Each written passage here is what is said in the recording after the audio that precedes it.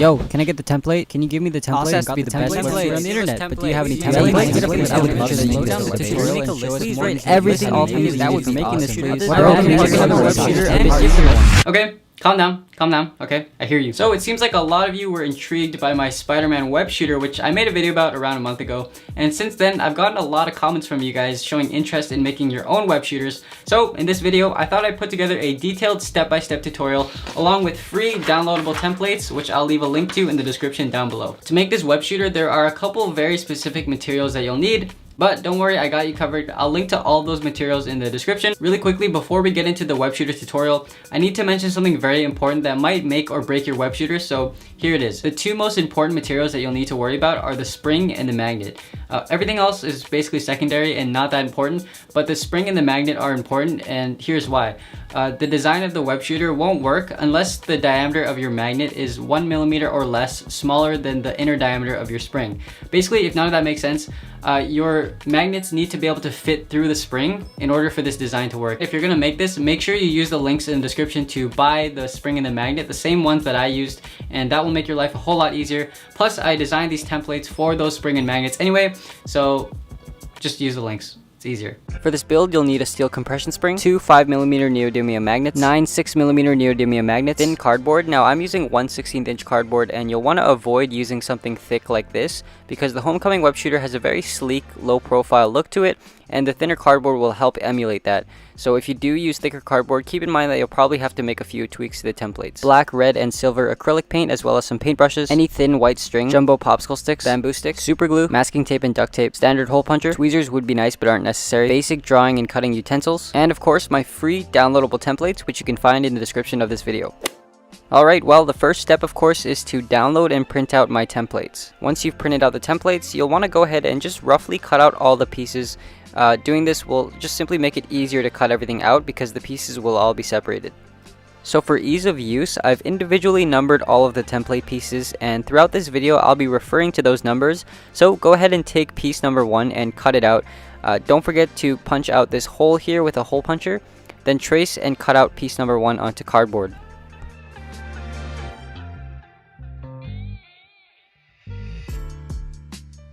Make sure you get these dotted lines marked down as well because those are important.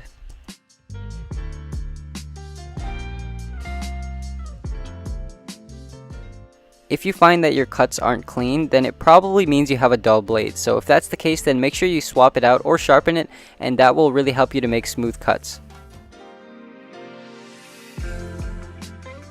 Next thing you want to do is fold the cardboard where these two lines are, and make sure you use the corrugation to your advantage here. So when you cut out this piece, you'll want to make sure that the corrugation is running the right way.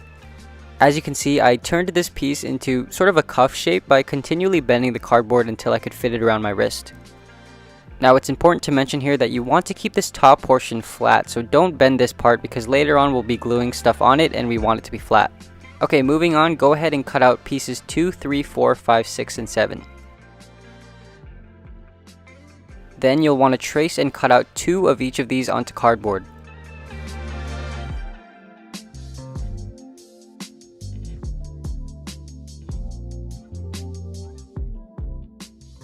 Then go ahead and super glue all those pieces to the base as shown here.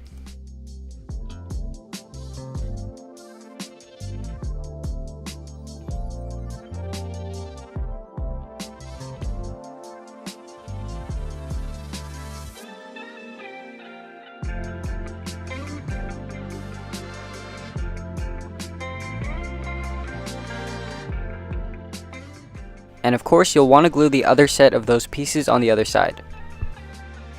Then take piece number 8 and trace and cut it out twice. Now use the corrugation to bend those pieces so they become curved like this. Measure 3/8 of an inch from the top and make marks like this. These marks are going to indicate how much of this piece we want to hang over.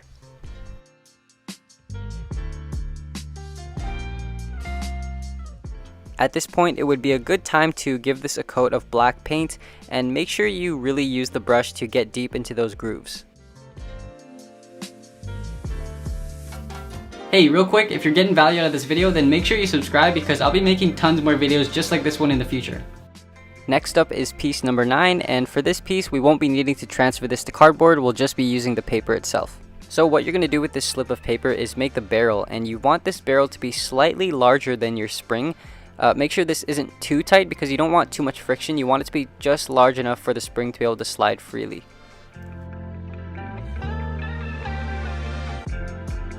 Once you've created the barrel, go ahead and cover it in 2 to 3 layers of super glue in order to strengthen it.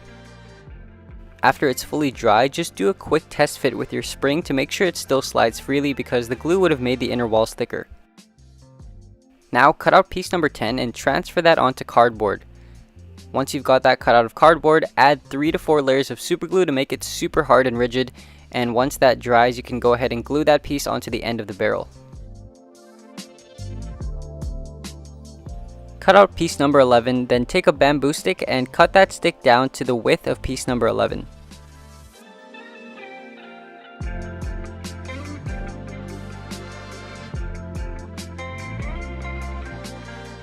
Next, you'll have to roll up piece number 11 around the bamboo stick as tight as possible, then glue the end of the paper shut.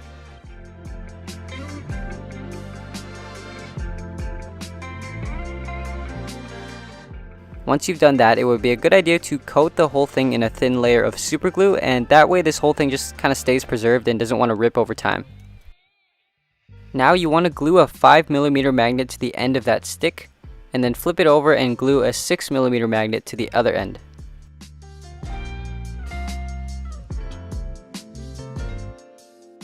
Take piece number 12 and wrap that around the 6mm magnet.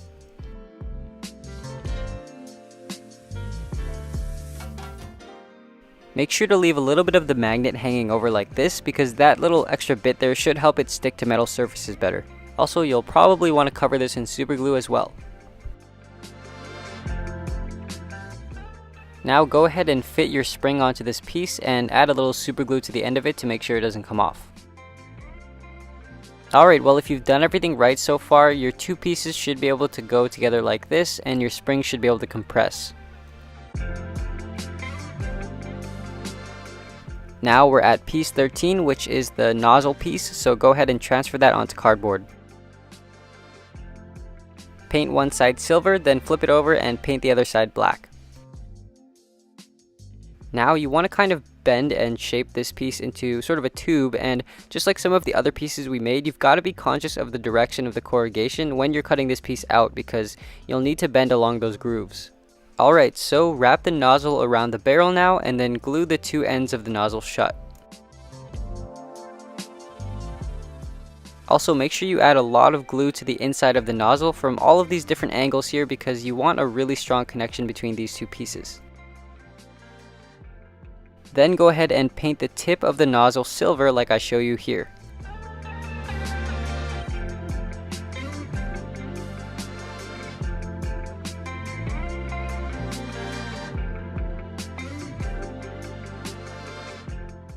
Go ahead and glue that whole piece to the front of the web shooter with about 3/8 of an inch hanging over. Moving on, let's go ahead and transfer piece number 14 onto cardboard. And then what you want to do is temporarily tape on the template onto the cardboard using some masking tape. The reason we're doing this is because we've got these black lines here that we've got to carve out. So what you want to do here is just score the cardboard. You don't want to cut all the way through. What you want to do is just partially cut through so that that bottom layer of paper is still intact.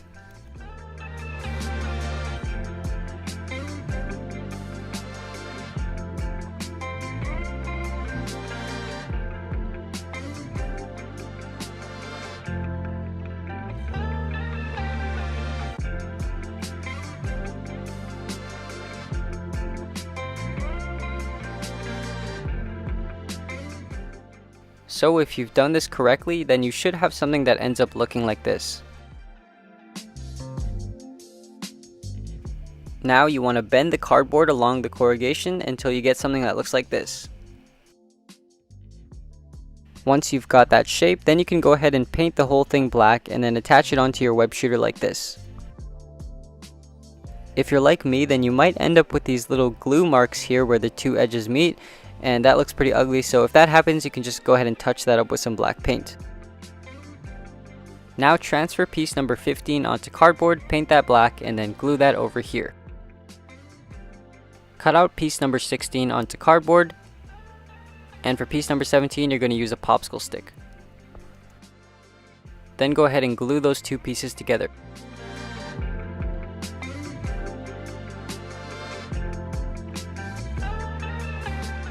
Next, cut out piece number 18 twice, once on cardboard and once on a popsicle stick, and glue those two pieces together. Now line those two pieces up together like this, and you'll want to connect them together using a piece of duct tape.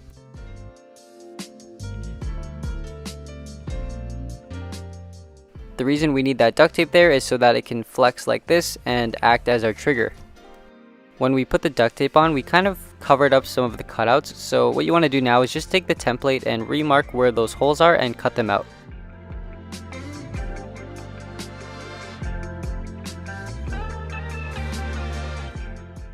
Transfer piece number 20 and 21 onto a popsicle stick, and once you've got them glued together like this, you can reinforce the whole thing with a layer of super glue.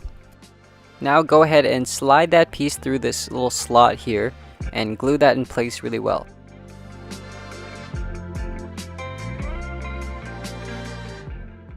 At this point you should paint this black because it's a lot more convenient to paint it now rather than later.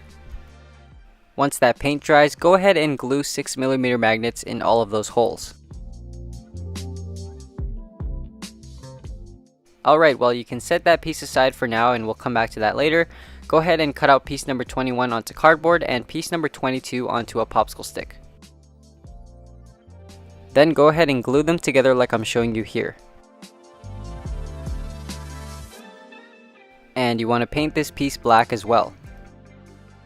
Once that dries, the next step is to glue magnets into all of those holes, but this time you've got to make sure that the magnets are oriented correctly. Eventually these two pieces are going to interact like this, so just do a test to see which side attracts, and from there you'll know which side should be face up.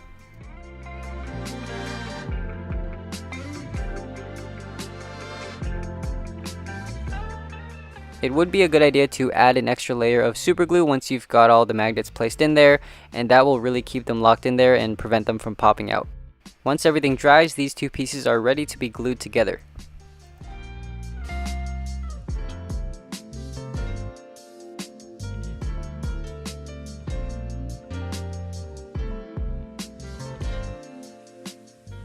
To complete the trigger, take piece number 23, transfer it onto cardboard, paint that black, and then you can glue that right there.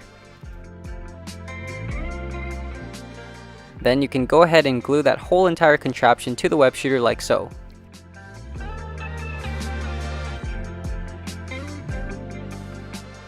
Now it's time to make the web cartridge, which is piece number 24. Be sure that you transfer all of these lines on the inside of the box onto the cardboard as well.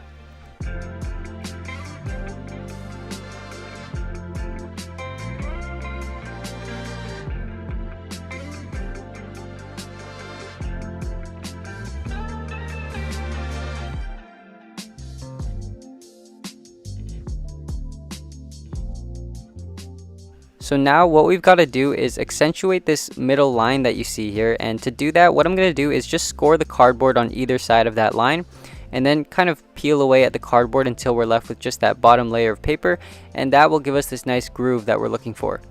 Same goes for this other line here at the bottom, just do the exact same thing there. Those other lines on the side there indicate where you need to fold the cardboard, and of course you really want to use the corrugation to your advantage here, so try to plan out in advance to make sure that the corrugation lines up with your fold lines, because you really don't want to end up fighting with the cardboard to get it to fold how you want it. There's one more piece that we need to cut out of cardboard for the web cartridge, which is piece number 25, and again make sure you mark those inner lines.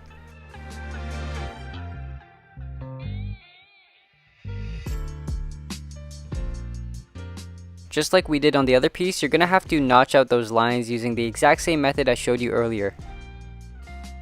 Then flip this piece over and add a small piece of duct tape where that hole is to cover that up, so that you can add a 6mm magnet right there.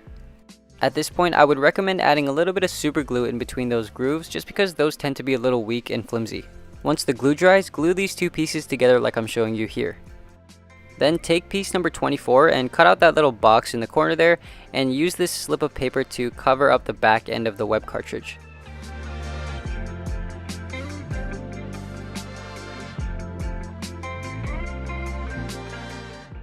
Once that's done, you can now paint the web cartridge.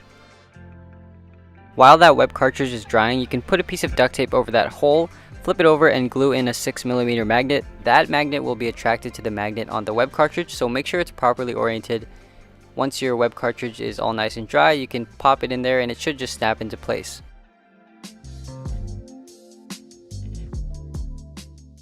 One thing I think is worth noting is when you load your projectile into the barrel, you kind of have to use some force to do it, and you might end up ruining the cardboard a little bit. So to prevent that, you can add some super glue right there to reinforce it, and that will make it a lot more durable. Once the glue dries, make sure you paint over it to make it look nice.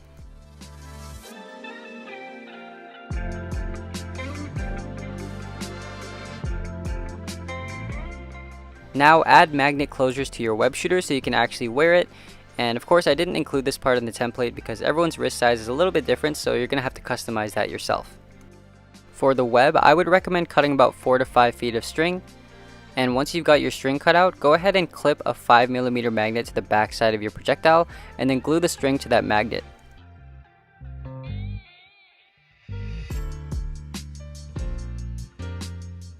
At this point, the web shooter is complete, but before you can shoot it, you need to feed all of your string into the web cartridge. Now, this is of course a pretty slow and tedious process, but maybe in the future I'll make another web shooter with a more efficient reloading system. Let me know in the comments below if that's something you'd like to see.